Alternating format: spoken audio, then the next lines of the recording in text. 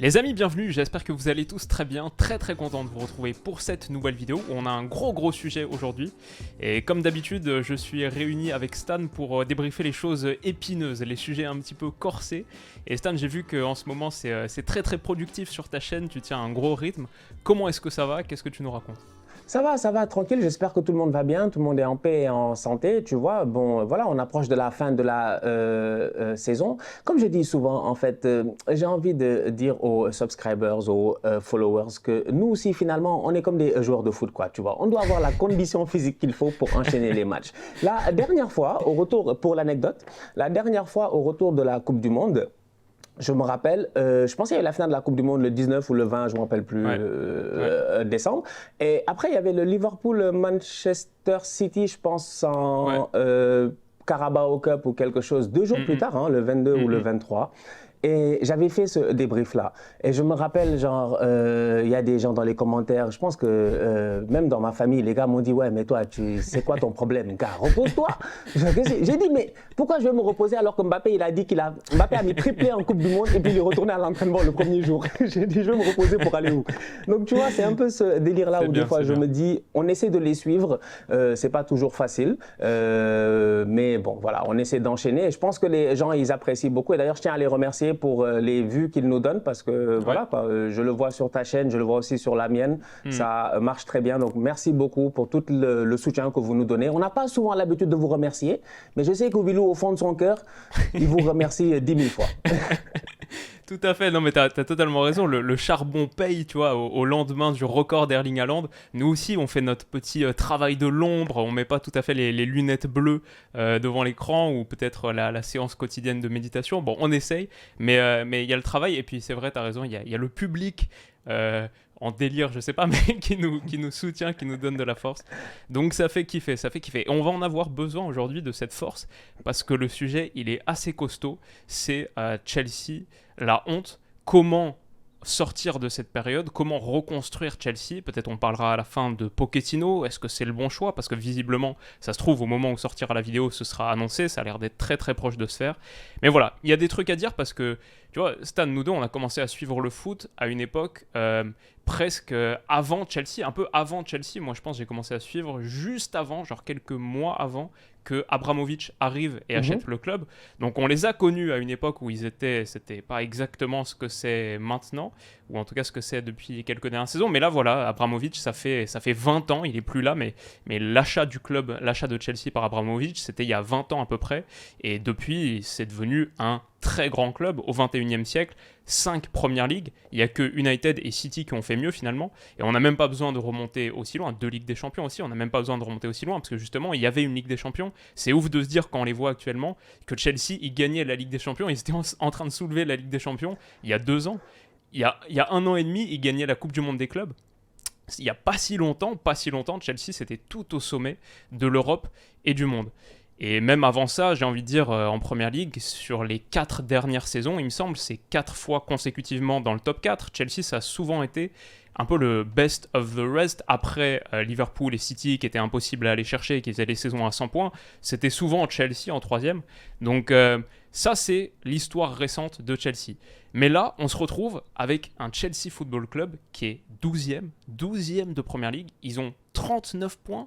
39 points, ils sont plus proches du premier relégable que des places européennes. Ouais. Heureusement pour eux qu'il y a West Ham, parce que sinon, ils seraient le dernier club de Londres. Là, sur les 7, il y a Crystal Palace, Fulham, ils sont devant Chelsea actuellement au classement, 10e, 11e. Donc, ils seraient le tout dernier club de Londres s'il n'y avait pas les autres copains de West Ham. Voilà, sur les 6 matchs que Frank Lampard a entraîné depuis son retour en tant qu'intérimaire, comme on le sait, c'est 6 défaites. 6 défaites sur les 6 derniers matchs, c'est la première fois que ça arrive à Chelsea depuis 1993. Donc ça fait 30 ans qu'ils n'ont pas connu une passe aussi compliquée. Et ils n'ont pas gagné un match depuis 2 mois. Mais les stats ridicules, il y en a légion. Il n'y a que ça quand tu regardes Chelsea. Genre là, tout à l'heure sur Twitter, j'ai vu que pour passer de 38 à 39 points, ils ont eu besoin de 3 entraîneurs différents. Genre, Potter, ils avaient 38 points. Ils ont pris Saltor. Enfin, ils n'ont pas pris Saltor, mais Saltor a entraîné un match. Et maintenant, la difficulté dans laquelle ils se retrouvent avec Frank Lampard. Le dernier match contre Arsenal, bon, j'imagine toi il t'a beaucoup plu, mais c'est clair qu'ils ont été ridicules, ils ont quasiment rien proposé. Aubameyang en 45 minutes il a touché 9 ballons dont 4 sur des engagements. Il n'y a que des trucs comme ça avec Chelsea en ce moment, c'est devenu le club un peu blague. Et la réalité, c'est qu'ils ne vont pas avoir d'Europe. La saison, elle est finie depuis longtemps, en fait, parce que je pense quand même pas qu'ils puissent être relégués. Il me semble quand même un peu trop loin. On dit la frontière des 40 points, mais je crois que même 39 points sur genre les 16 dernières saisons, ça suffit 13 fois sur 16 ou quoi.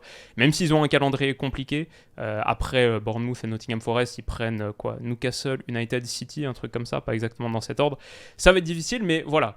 Être à 9 points du premier relégable pour un club de la stature de Chelsea, pour un club aussi qui a dépensé 600 millions d'euros sur cette saison sous Todd Boehly, c'est plus qu'un désastre, c'est une catastrophe industrielle, c'est juste la honte. Donc nous, on a envie de se demander pourquoi est-ce qu'ils sont aussi nuls, déjà ? C'est la question que j'ai envie de te poser. Avant qu'on passe sur autre chose, en fait, pourquoi est-ce qu'ils sont aussi nuls ? Toi, pourquoi ? Est-ce que tu peux nous expliquer ? Non, mais tu es méchant, toi. Pourquoi ils sont aussi nuls ? On va d'abord commencer le début. Posons les bases. Non, mais tu as parfaitement raison. Ce que tu as dit là, tu sais, j'avais pas vu un tel niveau de tocarisme.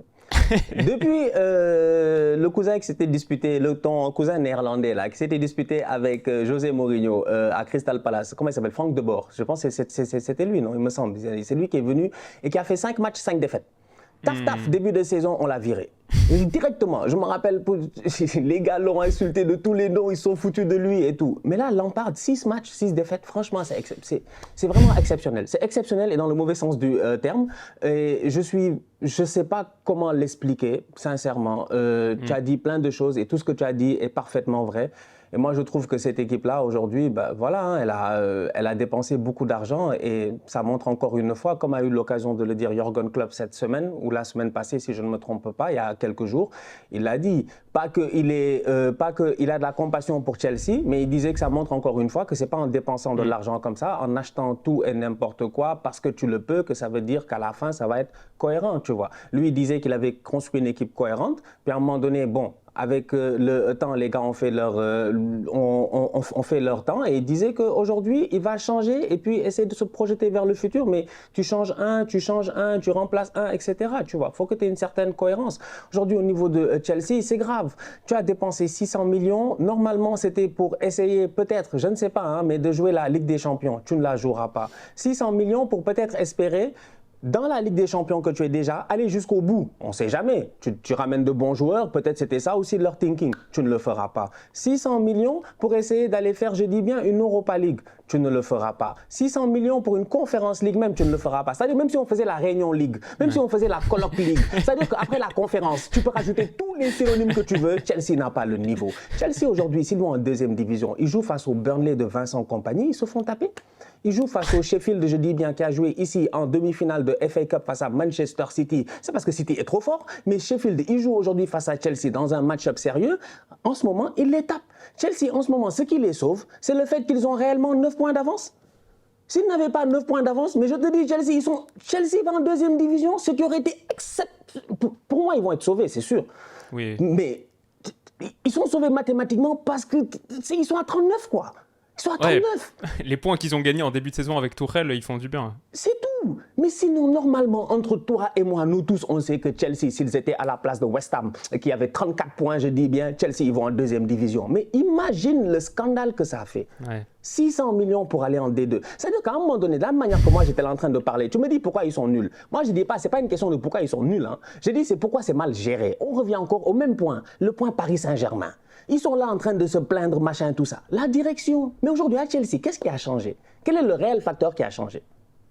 Le premier facteur qui a changé, le premier tremblement de terre qui a fait qu'il y a eu instabilité, c'est le fait que, comme tu l'as dit tout à l'heure, on est passé d'un règne de 20 ans de Abramovich, où les gars étaient compétitifs, ils réfléchissaient, ils avançaient, même dans les années les plus dures, ils sont restés solides. Je vous rappelle ici que Chelsea a gagné une Ligue des Champions, sa première, avec une équipe, mais franchement, il y avait Ryan Bertrand, quoi, je pense. Ouais.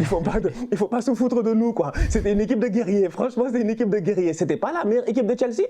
de ces 20 dernières années, qui a gagné la première Ligue des Champions. Donc, à un moment donné, j'ai dit, il y avait un travail qui était fait, Abramovich était cohérent. L'autre Américain, il est venu et il a cru qu'il jouait au Monopoly. Non, franchement, je suis désolé. À un moment donné, pour moi, tu me poses la question, pourquoi ils sont nuls? Je dis non, c'est pas une question qu'ils sont nuls, parce que moi, je suis convaincu que l'effectif, moi, je le trouve pas mauvais, hein.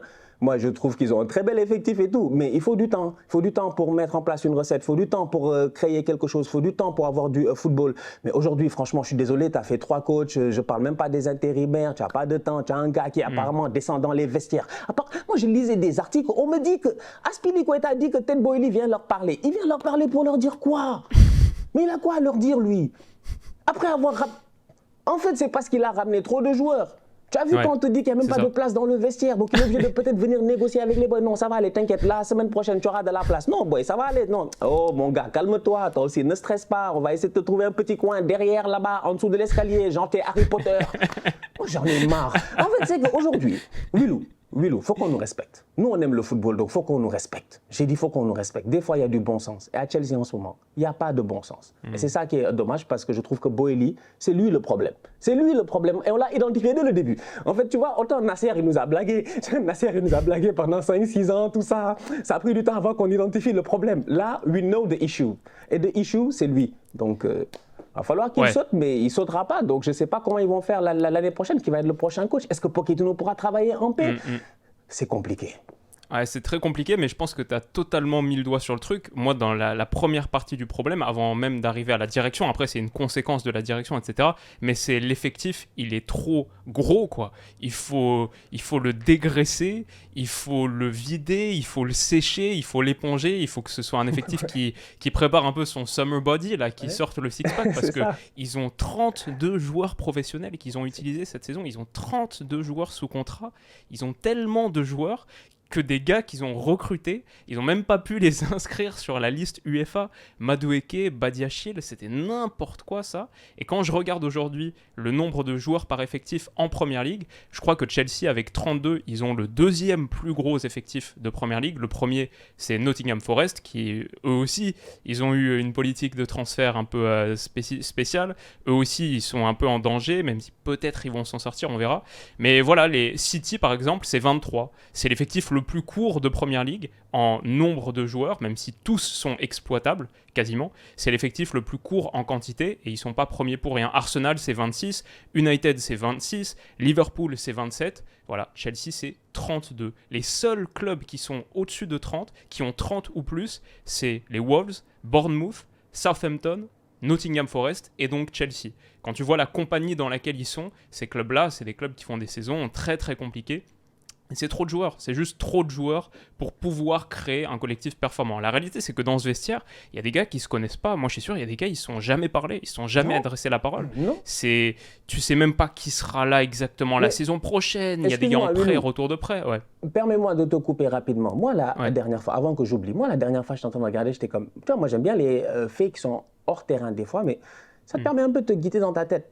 Tu peux voir la personnalité d'un joueur. Hakim Ziyech est un joueur qui aime bien publier sur Instagram. Ziyech, quand il est fâché, il publie sur Instagram. Il est comme Benzema. Lui, il est comme Benzema. Lui, je te dis, il est comme Karim. Il publie ses petits messages, machin, time will tell, ou je ne sais pas quoi, le temps va... Et tu sens que le boy, lui, il n'est pas à l'aise. En fait, un gars comme ça, tu penses réellement qu'il a des discussions avec Modric? Mais il n'en a rien à faire de Modric, je suis sûr qu'il ne le connaît même pas. En fait, ils n'ont jamais parlé ensemble. Est-ce qu'il y a cette acquaintance-là qui est très importante dans un vestiaire? Non. Pourquoi? Parce que tu as trop de joueurs qui, aujourd'hui, sont des joueurs à high profile. Quand tu recrutes dans une équipe, il faut un équilibre. Tu ne peux pas avoir que des high profile players. Ou si tu les as, tu as un coach capable de les tenir. Genre Pep Guardiola, genre Jürgen Klopp. Mais aujourd'hui, je suis désolé, franchement, ce que tu dis là, c'est parfaitement vrai. J'ai des doutes. Ils ont dit qu'ils ont viré Jorginho. Mais apparemment, Jorginho, c'était lui qui tenait le vestiaire. C'est lui qui faisait les invitations. C'est lui qui... Mais on est arrivé à Arsenal, même pas on nous a dit que Jorginho a organisé un dîner, un souper avec Granit Xhaka, machin, tout ça. Jorginho, apparemment, c'est un être social très fort. Mais ça, c'est important dans un vestiaire. Ça fait partie de ces caractéristiques-là qui ne sont pas des caractéristiques footballistiques, mais qui sont importantes. Mais tu enlèves le cœur du vestiaire. Et après, tu espères que les Kai Havertz, là, les boys, que quand tu vois leur tête, tu sens très bien qu'ils discutent avec personne. C'est vrai. Non, mais c'est un peu vrai. Je pense vraiment qu'il y a un gros problème d'alchimie et que les gars, après l'entraînement, en plus sur une fin de saison où il n'y a plus rien à jouer, les coachs, il y en a eu 4 cette saison. Tourelle, Potter, Saltor, Lampard, je veux dire, ça navigue à vue. Il y a tellement de problèmes d'infrastructure sociale, entre guillemets, tu vois, pour créer un groupe, ça demande quelque chose. Bon, ça demande du temps, mais aussi, effectivement, je pense que ça demande d'avoir moins de gars. Là, il y a juste simplement trop de gars. C'est comme les classes dans lesquelles tu peux être au collège, au lycée, où il y a genre 45 personnes, tu sais, les problèmes de sureffectif, etc. Bah, ça fait que ouais, c'est très, très difficile d'avoir quelque chose de constructif, quoi, d'apprendre quelque chose ou de communiquer. Bon, là, j'ai la sensation que c'est un petit peu la même chose à Chelsea. Et je dirais aussi dans le problème de cet effectif, il y a tellement de gars, il y a 32 gars, on le rappelle, mais combien de véritables buteurs est-ce qu'il y a ? La seule peut-être vraie pointe exploitable, parce que David Datro Fofana, ça c'est pas pour tout de suite, c'est Aubameyang. Et Aubameyang, on a vu l'état physique dans lequel il est. Contre Arsenal, il mettait pas un pied devant l'autre, c'était un désastre. Et les 2 meilleurs buteurs du club cette saison en Première Ligue, c'est Havertz et Sterling. Havertz, il a 7 buts, c'est le meilleur buteur du club. Sterling, il a 4 buts, c'est le 2e meilleur buteur du club. Chez toi, Arsenal, il y a 4 gars qui ont plus de 10 buts. Hein. Eux, leur meilleur, c'est 7. Le et quand est-ce qu'ils ont marqué même? Quand est-ce qu'il a marqué les 4 buts? Moi, Sterling, je pense que c'était pas. Oui, c'est des faux stats. Moi, j'ai pas de souvenir de but de Non, mais c'est un délire. Bon, voilà, c'est un truc qu'on dit depuis un moment, mais Chelsea, cette saison, c'est la 16e attaque de Première Ligue. La 16e attaque de Première Ligue. Donc forcément, une partie du problème est là, parce que même défensivement, ils s'en sortent pas trop mal. C'est la 3e meilleure défense en nombre de buts encaissés. Mais juste, ils marquent jamais. On le sait, on voit les matchs. Chelsea, ils marquent jamais, alors qu'ils ont des gars créatifs sur le papier. Mais ça combine tellement mal et il n'y a personne pour finir. À une époque, ils se procuraient pas mal d'occasions quand même sous Potter. C'est vrai que Potter, il ressortait tout le temps les expected goals. On a eu créé plus d'occasions. On aurait mérité de gagner ce match. Et en vrai, souvent, il avait raison. C'est juste qu'il n'y avait personne pour finir. Mais maintenant, je trouve que c'est de pire en pire. C'est juste qu'il n'y a même plus d'occasions tout court. Contre Arsenal, ça réussissait pas à combiner. Sterling, les gars se comprennent pas. Donc ouais, ça c'est l'effectif quand même. Il y a un très très gros problème là-dessus. Pas tant sur les joueurs individuellement, quoique certains, mais juste sur sa constitution, c'est n'importe quoi. Après, je dirais l'entraîneur, évidemment. Tuchel, il a connu un petit moment de difficulté, au pire moment où du coup Boly a voulu s'en séparer pour créer son propre truc. Et derrière, je pense que Potter, il n'avait pas les épaules pour le job. Et Lampard, je pense que c'est pas un bon entraîneur de football. Donc il y a clairement un souci sur le gars qui s'est posé sur le banc aussi, ça n'a pas aidé. Et enfin, ouais, la direction. Pour finir sur les problèmes, évidemment, Boly, tout simplement, il a fait n'importe quoi. Il est arrivé, il a fait absolument n'importe quoi. Il a recruté tellement de joueurs qu'il n'a même pas pu inscrire tout le monde sur les listes. Tu parlais de lui qui rentre dans le vestiaire à la fin des matchs, mais je sais même pas comment lui trouve la place d'entrer dans ce vestiaire. Parce que le vestiaire, il est bondé. Genre, si t'es à l'extérieur, à Fulham, là, le petit vestiaire de Fulham, comment tu rentres? Donc, il y a trop de gars, il a fait n'importe quoi. Il a surpayé aussi. Ouais. Franchement, Raheem Sterling, 56 millions d'euros, je veux bien, mais voilà, Cucurella, 65. Même Enzo Fernandez, Fernandez, il est bon, c'est peut-être un crack, mais 120. Ouais. J'ai appris quelque chose. Quelque chose. Ah oui. Kalidou Koulibaly et Sterling ont été recrutés très tôt dans le mercato. Je pense que eux deux, ils n'ont pas cette clause dans leur contrat. Mais tous les autres qui ont été recrutés après, ils ont une clause dans leur contrat qui dit que s'ils ne seront pas qualifiés en Ligue des Champions, ils vont avoir 30% de moins apparemment sur leur cut salarial. Ce qui inclut donc les Enzo, les Mudryk, et puis tout ça à l'intérieur. C'est une information que j'ai vue, je pense que c'était David Orstein, c'était de Athletic, si je ne me trompe pas. Pour retrouver l'info, si c'est une fausse info, avant qu'on vienne me frapper ici, j'ai dit non, il est fiable. Mais j'avais vu ça en fait, et j'étais comme, attends. Ok, donc ça veut dire que en fait, finalement, ton Enzo Fernandez, tu as donné un contrat de 7 ans. Non, mais c'est-à-dire que Chelsea, si on s'assoit calmement, Willou, sincèrement, mais on peut passer toute la journée à parler de leurs conneries. Ils nous ont fait que des conneries. Des 7 ans pour nous faire croire, machin, amortissement, fair play financier, etc. et tout. Ouais. Ils ont renouvelé le boy. Mais Enzo, il a signé. 2 semaines plus tard, ils ont renouvelé son contrat pour 8 ans. On a vu l'info. Moi, j'ai vu. C'est pas parce qu'on n'en a pas parlé que ça veut dire qu'on n'a pas vu. C'est que vous faites des bêtises, on vous pardonne parce qu'on n'a pas votre temps. On a trop d'informations dans le football. Mais moi, j'étais choqué. J'ai dit, mais pourquoi Enzo, il a signé pour 1 an encore? Parce qu'il faut des... Mais attends. Ils sont en train de faire des montages où je me dis, en fait, tout ça, c'est des boys qui sont pris avec toi. C'est des salaires que tu vas devoir payer. Le jour où tu n'es pas performant et que ces boys-là vont vouloir se barrer, il va bien falloir essayer de les prêter ou de les vendre. S'ils ne sont pas performants, peut-être il y a des top clubs qui ne voudront pas les acheter. Tu les vendras à perte. Si tu les prêtes on ne pourra pas payer 100% de leur salaire, tu devras couvrir une partie. Il y a trop de problèmes qui s'en viennent à Chelsea, sans oublier que franchement, je pense que ça, on est tous d'accord, il n'y a personne qui a plus de joueurs en prêt dans l'histoire, je dis bien, je pense en ce moment du football que Chelsea. Chaque été, tu en as une vingtaine de boys qui reviennent tranquillement et qui se demandent qu'est-ce qu'on va faire. Il y en a en pagaille. Tu regardes la liste, tu le sais. Il y a plein de boys qui sont en prêt. Chelsea, ils en ont en pagaille. Donc, ouais, moi je suis choqué en fait. C'est incroyable, cet effectif-là. Moi, c'est même pas juste. Même si tu vires tous ces top players-là, et je ne sais même pas comment tu vas faire, il y a d'autres problèmes qui s'en viennent dans le futur. Si dès l'année prochaine, tu n'es pas compétitif. En fait, Chelsea, dès l'année prochaine, il faut qu'ils tapent le top 4. Ils n'ont pas le droit d'autre chose. Ouais. Mais l'année prochaine, Liverpool aussi, qui a foiré, va essayer de taper le top 4. Arsenal, qui est là et qui va peut-être perdre le titre, sûrement, va essayer d'aller chercher le titre. City, j'en parle même pas. C'est pour dire à quel point chaque année, ça devient compliqué. Donc, ouais, franchement, moi, je te dis, ils sont dans un... Ouais. embourbement qui est... c'est pas facile, ouais. Non, mais c'est sûr. Faut voir ce que ça donne, cette stratégie un peu long terme aussi. Peut-être il y a quelques notes positives sur le fait d'avoir accordé ces contrats très longs et tout. J'ai presque envie de croire Todd Boehly dans cette strat, effectivement, par rapport à l'amortissement joueur fair play financier. Peut-être que c'est vrai, ça a aussi permis de réduire le salaire de certains. Genre Mudryk, il a pas signé. Tu vois, si tu le recrutes là, et que tu lui donnes un contrat de 9 ans, bah finalement, tu n'as pas vraiment d'incentive à le revaloriser. Le gars, de toute manière, ou à le prolonger, parce que tu l'as sous contrat pendant un moment. Et peut-être que la clause des 30% en cas de non-qualification en Ligue des Champions, bah faut leur accorder. C'est plutôt un bon move pour le coup de la direction, parce qu'ils vont au moins faire baisser leur masse salariale, et ils ont edge un petit peu de cette manière. Mais quand même, c'est vrai que par rapport aux ressources qu'ils ont dépensées, pour revenir, Enzo Fernandez 120, peut-être que c'est bien, on verra. C'est vrai qu'il a impressionné au mondial, mais 120, je crois que Bellingham, là, tu vois, on en parlait il y a quelques semaines dans une vidéo, tu avais raison d'ailleurs, ça se profile vers le Real Madrid. Bah, peut-être que ça va être moins que 120, Bellingham. Donc Enzo Fernandez, 120, même si je sais c'était la clause, etc. Un petit peu compliqué. Malo Gusto, par exemple, il n'a pas joué une seule minute parce qu'il était reprêté à Lyon, il va arriver cet été. Mais je peux te dire qu'il ne vaut pas 30 millions d'euros. Il est dans une situation compliquée. La dernière fois, il est rentré 2 minutes, il a foutu le bordel. Contre Marseille, ouais. Bon, on va pas trop le juger sur ça, mais franchement, il vit une période... c'est difficile et je sais pas. Genre, à une époque, il avait pas mal de potentiel. 30 millions, bon, bah, c'est l'offre qu'on a reçue, nous, et on n'a pas hésité. Hein. Quand on l'a vu, ok, on l'a balancé. Donc voilà, tu te demandes si quand même il n'y a pas un petit peu de...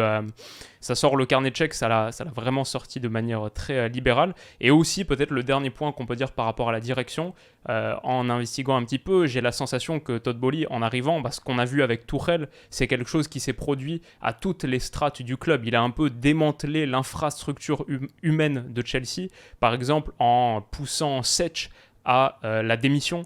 Lui qui était apparemment un membre très très important de l'écosystème Chelsea.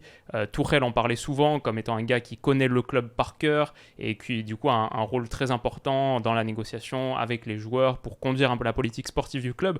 Et Todd Boehly, il est devenu un petit peu le directeur sportif de Chelsea sans connaître a priori grand chose au foot à la base. Et cette stratégie disruptive, par exemple des contrats, etc., on verra si ça paye. Mais pour l'instant, c'est vrai qu'on peut juger que sur pièce, que sur le court terme. Je ne suis pas forcément hyper pessimiste sur le long terme. Je me dis que, comme tu l'as souligné un petit peu en début de cette vidéo, il y a du talent à Chelsea. Quand même, il y a du talent. Et même cet été, par exemple, Christopher Nkunku va arriver. Mudryk, moi, je crois encore totalement en lui. Je pense que c'est impossible de montrer tes qualités dans ce contexte-là.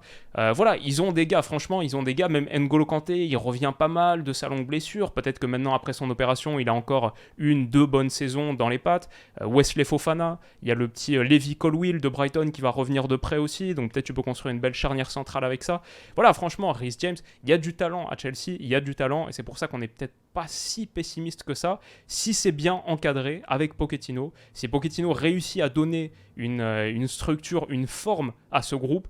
Déjà, ça va passer par une chose, le réduire drastiquement en nombre. Parce que c'est impossible de se mettre à appliquer les principes collectifs de Pochettino, la pression, et comprendre tout ça sans réduire le nombre de joueurs. On ne peut pas construire quoi que ce soit collectivement avec ce nombre de joueurs. Et ça doit être la priorité numéro 1, alors que comme tu l'as dit, il va y avoir des retours de prêt, même un Romelu Lukaku par exemple, qui va revenir à Chelsea. Peut-être que ça peut régler la question du neuf, parce qu'en plus il a l'air de revenir un peu en forme à l'Inter. Peut-être ça peut être une solution, mais je sais pas, c'est un sacré bourbier, et la réalité c'est que Chelsea a investi massivement l'été dernier. Bah, cet été, j'ai l'impression qu'il se retrouve dans une situation encore plus compliquée que l'été dernier à gérer, et ça va être costaud. Tout à fait d'accord avec toi. Franchement, pas grand-chose à rajouter, à part de me dire oui, c'est vrai, j'ai hâte de voir comment Pochettino va réussir à s'en sortir si c'est lui qui est appointé en tant que coach de Chelsea la saison prochaine. Est-ce qu'au niveau du mercato, il va aussi réussir à dealer avec ces cas-là? Parce que dès que tu es coach, il y a des cas que tu dois gérer, tu vois. On va te dire que Lukaku, il va revenir ou pas, tu sais pas. Il va falloir quand même dealer avec ça, avec l'Inter, voir. Comme tu dis, Christopher Nkunku, c'est un excellent joueur qui va arriver. Le pauvre, quand il a signé, peut-être qu'il ne pensait pas qu'il allait arriver tout ça, tu vois. Des fois, tu signes trop tôt. Des fois, il faut attendre. Des fois, il faut attendre un peu, tu vois. Il a signé un peu trop tôt, peut-être. Là, il va arriver dans un vestiaire. Il ne sait même pas s'il y aura de la place, tu vois. Donc, peut-être qu'ils vont le mettre à l'entrée en attendant de voir ce qu'ils vont faire avec les autres boys. Donc, c'est vrai qu'ils ont beaucoup de joueurs, mais c'est vrai, ils ont un effectif aussi qui a de la qualité. Donc, ça, on ne peut pas le leur enlever. Maintenant, pour moi, encore une fois, reste quelle va être l'implication de Ted Boehly la saison prochaine? Comment est-ce qu'il va s'impliquer dans cette nouvelle gestion-là? Parce que, en fait, pour moi, il reste le problème. Il est venu avec un fonctionnement, comme tu dis, on a envie de lui donner le bénéfice du doute, mais dès ses premières déclarations, il ne nous a pas rassurés, tu vois. Quand tu parles avec quelqu'un pour la première fois, moi, franchement, je sais pas, tu peux voir si c'est un tocard ou pas, je sais pas, moi, tu peux sentir le bas et te dire, bon, en tout cas, par rapport à ton feeling, est-ce que toi et lui, vous allez pouvoir vous entendre et tout? Moi, tête, dès que je l'ai entendu, j'ai dit non. J'ai dit non. Non, you're not my friend. You will not be my friend. Parce que le gars aujourd'hui, il a agi à mon humble avis avec une certaine condescendance que moi je n'ai pas appréciée. Quand tu arrives dans le monde du football, dans un monde que tu ne maîtrises pas, je pense qu'il faut s'entourer des bonnes personnes. C'est ce qu'ont eu à faire peut-être les Saoudiens quand ils sont venus. Parce que là, Madame Amanda, là, je pense, si je ne me trompe pas, à la tête de Newcastle, là, tu sens qu'elle connaît l'environnement, elle connaît le pays, elle connaît les implications culturelles, machin, etc. et tout. Et ça fonctionne bien. Et tu vois que Newcastle, franchement, ça avance petit à petit, le projet est cohérent. Ils ne sont pas venus en mode, nous, on est des Saoudiens, et puis c'est comme ça que ça va marcher. Il est arrivé, on dirait, c'était genre, je sais pas moi, on dirait n'importe qui d'entre nous, je ne sais pas, voilà ton président, Jean-Mimi. Imagine qu'aujourd'hui, Olas, il a fini, bon, là, il est en fin de circuit et tout. Imagine, il vend tout. Voilà, il donne tout à Textor, il se barre, il va aux States, il achète une franchise, il s'assoit. Il commence à dire, ouais, moi c'est comme ça que ça fonctionne. Je me rappelle, dans le temps, on avait Lacazette faux neuf, donc il faut un pivot ici. Mais non, ça ne marche pas comme ça. Ça ne marche pas comme ça. Moi, je ne peux pas venir et dire, je vais aller m'asseoir en Formule 1 et puis faire ce que Gunther il fait. C'est pas parce que Gunther, il est là en train de faire des blagues à la télé avec As que ça veut dire que c'est un tocard. Mais c'est-à-dire que chacun a ses compétences. Mais Ted, franchement, je suis désolé, hein, franchement, je suis désolé. Je ne suis pas quelqu'un d'arrogant. Je ne suis pas quelqu'un de méchant. Quiconque me connaît le sait. Mais quand tu es bête, il faut le dire. C'est que ce gars-là, jusqu'à présent, il ne m'a prouvé rien qui prouve qu'il est vraiment smart. Il n'y a aucun de ces moves qui est smart. Même ses déclarations sont pas smart. Toi, tu joues le Real, 14 Ligues des Champions, tu dis tu vas les battre 3-0. Il faut être bête. Et après, les supporters de Chelsea, il y en a qui me disent non, ils voulaient motiver le groupe. J'ai dit non, tu stresses ton groupe. Vous n'avez pas joué à Football Manager. C'est parce qu'ils n'ont pas eu les choix dans Football Manager là. Ou quand tu prenais certains choix, les gars étaient stressés. Non, faut arrêter, je pense qu'on va en rester sur cette image de Jean-Michel Aulas qui reprend une franchise NBA. Parce que j'arrive vraiment pas à me l'imaginer, mais ce serait... C'est costaud, t'as fait fort. Écoute, on va en rester là-dessus. Les amis, qu'est-ce que vous en pensez? Comment est-ce que vous voyez la suite pour Chelsea? Parce que la réalité, c'est que malgré tout ça, Guardiola, il l'a dit en conférence de presse, on lui a posé la question, est-ce que la situation de Chelsea, c'est pas un signe que construire, ça prend du temps et tout? Il a dit, attention, on sait pas, ça se trouve, la saison prochaine, Chelsea fait 100 points. Bon, après, c'est Guardiola, il est toujours un peu dans ce style-là, mais c'est vrai, le foot, voilà, ils ont du talent, mais ils peuvent le bonifier. Les amis, dites-nous ce que vous en pensez. On se retrouve très très vite pour la prochaine vidéo. N'hésitez pas à aller checker du côté de la chaîne de Stan pour celle qu'on va faire tout de suite. Prenez soin de vous et on se dit à bientôt. Bisous.